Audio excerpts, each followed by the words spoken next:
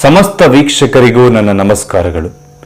ಇಂದಿನ ಈ ವಿಡಿಯೋದಲ್ಲಿ ಯಾವ ರೀತಿಯಾಗಿ ತುಂಬಾ ಪ್ರಭಾವಶಾಲಿಯಾಗಿ ಒಂದು ಸ್ತ್ರೀ ಅಥವಾ ಪುರುಷನನ್ನ ನಿಮ್ಮ ವಶದಲ್ಲಿ ವಶೀಕರಣ ಮಾಡಬಹುದು ಅಂತ ನಾನು ನಿಮಗೆ ತಿಳಿಸಿಕೊಡ್ತೇನೆ ವೀಕ್ಷಕರೇ.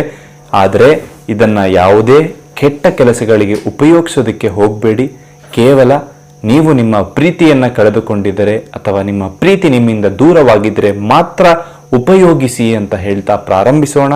ಹಾಗೆ ನೀವು ಇನ್ನೂ ನಮ್ಮ ಚಾನಲ್ಗೆ ಸಬ್ಸ್ಕ್ರೈಬ್ ಆಗಿಲ್ಲ ಅಂದರೆ ಈ ಕೂಡಲೇ ಸಬ್ಸ್ಕ್ರೈಬ್ ಮಾಡ್ಕೊಬಿಡಿ. ಹಾಗೆ ಪಕ್ಕದಲ್ಲೇ ಬೆಲ್ ಐಕಾನ್ ಕೂಡ ಇದೆ, ಕ್ಲಿಕ್ ಮಾಡ್ಕೊಳ್ಳಿ. ಇದರಿಂದ ನಾವು ಮಾಡುವಂಥ ವಿಡಿಯೋ ಮೊದಲು ನೀವೇ ನೋಡ್ಬೋದು. ಹಾಗೆ ನಿಮ್ಮ ಜೀವನದಲ್ಲಿ ಯಾವುದೇ ರೀತಿಯಾದಂತಹ ಕಠಿಣ ಸಮಸ್ಯೆಗಳು ಕಾಡ್ತಾ ಇದ್ರೆ ಸ್ಕ್ರೀನ್ ಮೇಲೆ ನಮ್ಮ ನಂಬರ್ ಬರ್ತಾ ಇದೆ, ಕರೆ ಮಾಡಿ ಮುಕ್ತವಾಗಿ ಮಾತಾಡಿ ವೀಕ್ಷಕರೇ.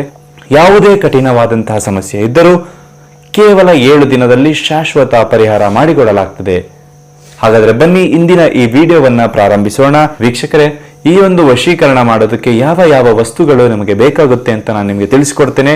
ಒಂದು ವೀಳ್ಯದ ಎಲೆ, ಒಂದು ನಿಂಬೆ, ಒಂದು ಪೆನ್ ಹಾಗೂ 2 ಕರ್ಪೂರ ಹಾಗೂ ಕುಂಕುಮ.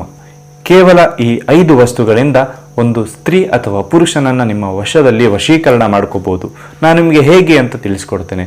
ಮೊದಲಿಗೆ ಒಂದು ನಿಂಬೆಯನ್ನು ತೆಗೆದುಕೊಂಡು ಅದರ ಮೇಲೆ ನೀವು ಯಾವ ಸ್ತ್ರೀ ಅಥವಾ ಪುರುಷನನ್ನ ವಶೀಕರಣ ಮಾಡ್ಕೋಬೇಕು ಅಂತ ಇರ್ತೀರಲ್ಲ, ಆ ಸ್ತ್ರೀಯ ಹೆಸರನ್ನ ಅಥವಾ ಪುರುಷನ ಹೆಸರನ್ನ ಈ ನಿಂಬೆ ಹಣ್ಣಿನ ಮೇಲೆ ಬರ್ಕೋಬೇಕಾಗ್ತದೆ.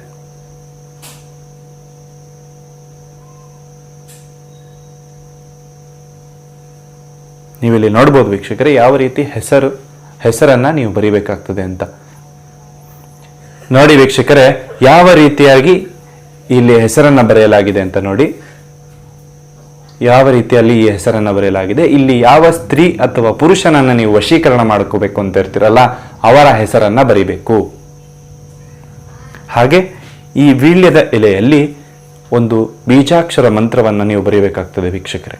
ಆ ಬೀಜಾಕ್ಷರ ಮಂತ್ರ ಏನು ಅಂತ ನೋಡೋದಾದ್ರೆ ಓಂ ಹ್ರೀಂ ಶ್ರೀಂ ಮಮ ವಶೀಕರಣಾಯ. ನೋಡಿ ವೀಕ್ಷಕರೇ ಈ ರೀತಿ ಎಲೆಯಲ್ಲಿ ಈ ಒಂದು ಮಂತ್ರವನ್ನ ಬರೀಬೇಕು. ಓಂ ಹ್ರೀಂ ಶ್ರೀಂ, ಹೆಸರು ನೀವು ಯಾರನ್ನ ವಶೀಕರಣ ಮಾಡ್ಕೋಬೇಕು ಅಂತ ಇರ್ತೀರಲ್ಲ ಅವರ ಹೆಸರು. ಓಂ ಹ್ರೀಂ ಶ್ರೀಂ ಹೆಸರು. ಮಮ, ಮಮ ಅಂದ್ರೆ ನಾನು, ಮಮ ವಶೀಕರಣಾಯ ಅಂತ ಬರೆದು ನಿಮ್ಮ ಹೆಸರನ್ನ ಬರೀಬೇಕಾಗ್ತದೆ ವೀಕ್ಷಕರೇ. ಇಲ್ಲಿ ನೋಡ್ಬೋದು ಯಾವ ರೀತಿಯಾಗಿ ಬರ್ಕೋಬೇಕು ಅಂತ. ಓಂ ಹ್ರೀಂ ಶ್ರೀಂ, ಓಂ ಹ್ರೀಂ ಶ್ರೀಂ ಹೆಸರು ಮಮ ವಶೀಕರಣಾಯ ಅಂತ ನಿಮ್ಮ ಹೆಸರನ್ನ ಕೆಳಗಡೆ ಬರ್ಕೋಬೇಕಾಗ್ತದೆ. ಈ ರೀತಿ ಹೆಸರನ್ನ ಬರೆದುಕೊಂಡ ನಂತರ ನೀವು ಈ ನಿಂಬೆಹಣ್ಣನ್ನು ಇದರ ಮೇಲೆ ಇಟ್ಕೋಬೇಕಾಗ್ತದೆ. ಹಾಗೂ ಈ ಒಂದು ಮಂತ್ರ ಏನು ಬರೆದಿದ್ದೀರಲ್ಲ ಓಂ ಹ್ರೀಂ ಶ್ರೀಂ ಹೆಸರು ಮಮ ವಶೀಕರಣಾಯ ನಿಮ್ಮ ಹೆಸರು, ಇದನ್ನ ಈ ರೀತಿ ಉತ್ತರಾಭಿಮುಖ, ಈ ಎಲೆಯನ್ನ ಉತ್ತರಕ್ಕೆ ಮುಖ ಮಾಡಿಟ್ಟುಕೊಂಡು ಅದರ ಮೇಲೆ ನಿಂಬೆಯನ್ನು ಇಟ್ಟುಕೊಂಡು ಈ ಒಂದು ಕರ್ಪೂರವನ್ನ ಅದರ ಮೇಲೆ ಇಟ್ಕೋಬೇಕಾಗ್ತದೆ ವೀಕ್ಷಕರೇ. ಹಾಗೂ ಆ ಮಂತ್ರವನ್ನ ಪಠಿಸ್ತಾ ಇರಬೇಕಾಗ್ತದೆ. ಓಂ ಹ್ರೀಂ ಶ್ರೀಂ ಹೆಸರು ಮಮ ವಶೀಕರಣಾಯ ನಿಮ್ಮ ಹೆಸರು, ಈ ರೀತಿಯಾಗಿ ಮಾಡ್ಕೋಬೇಕಾಗ್ತದೆ ವೀಕ್ಷಕರೇ. ಹಾಗೂ ಇಲ್ಲಿ ದೀಪವನ್ನ ಹಚ್ಕೋಬೇಕಾಗ್ತದೆ. ನೋಡಿ ವೀಕ್ಷಕರೇ ಈ ರೀತಿ ಉತ್ತರಾಭಿಮುಖವಾಗಿ ಇಟ್ಟುಕೊಂಡು ಅದರ ಮೇಲೆ ಒಂದು ನಿಂಬೆಯನ್ನ ಇಟ್ಟುಕೊಳ್ಬೇಕು.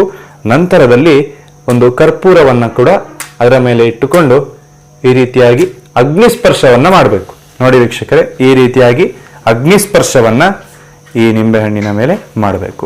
ಹಾಗೂ ಆ ಮಂತ್ರವನ್ನ ಏನು ನಾವು ಹೇಳಿದೀವಲ್ಲ ವೀಕ್ಷಕರೇ, ಈ ರೀತಿಯಾಗಿ ಅಗ್ನಿಸ್ಪರ್ಶ ಮಾಡಿಕೊಂಡು ಆ ಒಂದು ಮಂತ್ರವನ್ನ ಓಂ ಹ್ರೀಂ ಶ್ರೀಂ ಹೆಸರು ಮಮ ವಶೀಕರಣಾಯ ನಿಮ್ಮ ಹೆಸರು, ಇದನ್ನ ಈ ಒಂದು ಅಗ್ನಿ ಉರಿತಾ ಇರುವಂತ ಸಮಯದಲ್ಲಿ 11 ಬಾರಿ ಪಠಿಸಬೇಕಾಗ್ತದೆ ವೀಕ್ಷಕರೇ. ಓಂ ಹ್ರೀಂ ಶ್ರೀಂ ಮಮ ವಶೀಕರಣಾಯ ಅಂತ ಹೇಳಿ 11 ಬಾರಿ ಪಠನೆ ಮಾಡಿಕೊಂಡ ನಂತರ ಈ ಒಂದು ನಿಂಬೆಯನ್ನ ನಿಮ್ಮ ಮನೆಯ ಬಳಿ ಇರುವಂತಹ ಯಾವುದಾದರೂ ಮರ ಅದರ ಬುಡದಲ್ಲಿ ಇಡಬೇಕಾಗ್ತದೆ ವೀಕ್ಷಕರೇ. ನೋಡಿ ಯಾವ ರೀತಿ ಉರಿತಾ ಇದೆ ಅಂತ. ಇದು ಪೂರ್ಣವಾಗಿ ಉರಿಯುವ ತನಕ ನೀವು ಇದನ್ನು ನೋಡ್ಕೋಬೇಕಾಗ್ತದೆ ವೀಕ್ಷಕರೇ. ಪೂರ್ಣವಾಗಿ ಉರಿಯುವವರೆಗೂ ಇದನ್ನು ಈ ರೀತಿ ಮಾಡಬೇಕಾಗ್ತದೆ. ನೋಡಿ ವೀಕ್ಷಕರೇ, ಯಾವ ರೀತಿಯಾಗಿ ಇದು ಸಂಪೂರ್ಣವಾಗಿ ಹೊತ್ತಿ ಹೋಗಿದೆ. ಈಗ ಇದರ ಶಕ್ತಿ ದುಪ್ಪಟ್ಟಾಗಿರ್ತದೆ ವೀಕ್ಷಕರೇ. ಈ ಒಂದು ನಿಂಬೆಯನ್ನು ನೀವೀಗ ತೆಗೆದುಕೊಂಡು ನಿಮ್ಮ ಮನೆ ಹತ್ತಿರ ಇರುವಂತಹ ಒಂದು ವೃಕ್ಷದ ಬುಡಕ್ಕೆ ಇದನ್ನು ಹಾಕೋಬೇಕಾಗ್ತದೆ. ಹಾಗೂ ಈ ಎಲೆಯನ್ನೇನಿದೆ ನೀವು ವಶೀಕರಣ ಮಾಡೋದಕ್ಕೋಸ್ಕರ ಅವರ ಹೆಸರನ್ನು ಹಾಗೂ ಮಂತ್ರವನ್ನು ಬರೆದಿರುವಂತಹ ಎಲೆಯನ್ನು ಈ ರೀತಿ ಮಡಚಿಕೊಂಡು ನಿಮ್ಮ ಪರ್ಸ್ನಲ್ಲಿ ಅಥವಾ ಕಿಸೆಯಲ್ಲಿ ಇಟ್ಕೊಳ್ಬೇಕಾಗ್ತದೆ ವೀಕ್ಷಕರೇ. ಪರ್ಸ್ ಒಳಗೆ ಇದನ್ನು ನಿಮ್ಮ ಪರ್ಸಿನ ಒಳಗೆ ಅಥವಾ ಜೋಬಿನೊಳಗೆ ಸದಾ ನಿಮ್ಮ ಜೊತೆ ಇರುವಂತೆ ಇದನ್ನು ಇಟ್ಕೋಬೇಕಾಗ್ತದೆ. ಈ ರೀತಿ ಮಾಡೋದ್ರಿಂದ ಕೇವಲ 12 ಗಂಟೆಗಳ ಒಳಗೆ ನೀವು ಇಷ್ಟಪಟ್ಟಂತಹ ಸ್ತ್ರೀ ಅಥವಾ ಪುರುಷ ನಿಮ್ಮ ವಶದಲ್ಲಿ ಇರ್ತಾರೆ. ಈ ವಿಡಿಯೋ ನಿಮಗೆ ಇಷ್ಟವಾಗಿದ್ದಲ್ಲಿ ಒಂದು ಲೈಕ್ ಕೊಡಿ, ನಿಮ್ಮ ಅನಿಸಿಕೆ ಅಭಿಪ್ರಾಯಗಳನ್ನು ಕಮೆಂಟ್ ಮಾಡಿ. ಹಾಗೆ ನಿಮ್ಮ ಜೀವನದಲ್ಲಿ ಯಾವುದೇ ರೀತಿಯಾದಂತಹ ಕಠಿಣ ಸಮಸ್ಯೆಗಳಿದ್ರೆ ಸ್ಕ್ರೀನ್ ಮೇಲೆ ನಮ್ಮ ನಂಬರ್ ಬರ್ತಾ ಇದೆ, ಕರೆ ಮಾಡಿ. ಶೀಘ್ರದಲ್ಲೇ ಶಾಶ್ವತ ಪರಿಹಾರ ಮಾಡಿಕೊಡಲಾಗ್ತದೆ. ನಮಸ್ಕಾರ.